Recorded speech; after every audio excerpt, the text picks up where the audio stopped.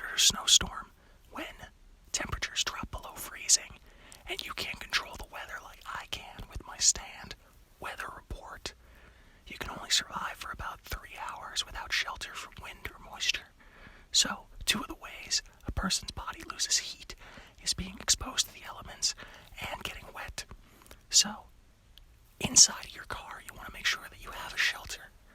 And some stuff inside that you're going to want is maybe an extra blanket or something that would stifle the cold, like an extra jacket. Hand warmers are also really important, and you want to conserve gas as much as possible.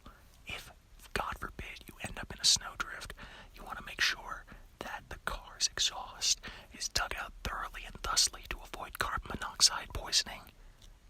Poisoning unlike that of like Purple Haze feedback, my boy Fugo stand. But we're not going to talk about him right now. That's for another episode.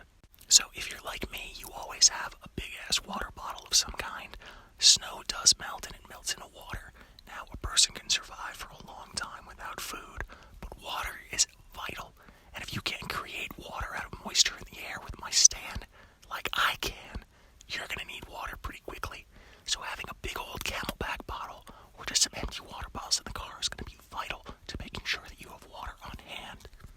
Now, in a survival situation, you would normally have something like, I don't know, energy bars or nuts, something that would keep your protein up, but unfortunately I didn't come prepared for any of this, so don't be like me, where all you've got to eat in your car is a glove box full of Taco Bell Diablo hot sauce packets, and I've actually got one of them right here, hold on.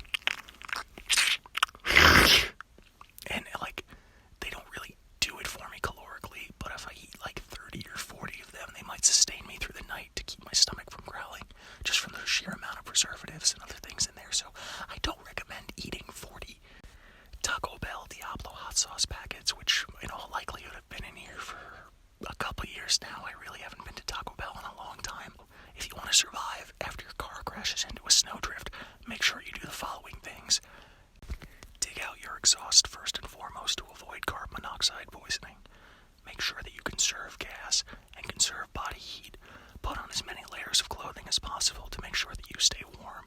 And most importantly, if you have a way to communicate with the outside world, do so.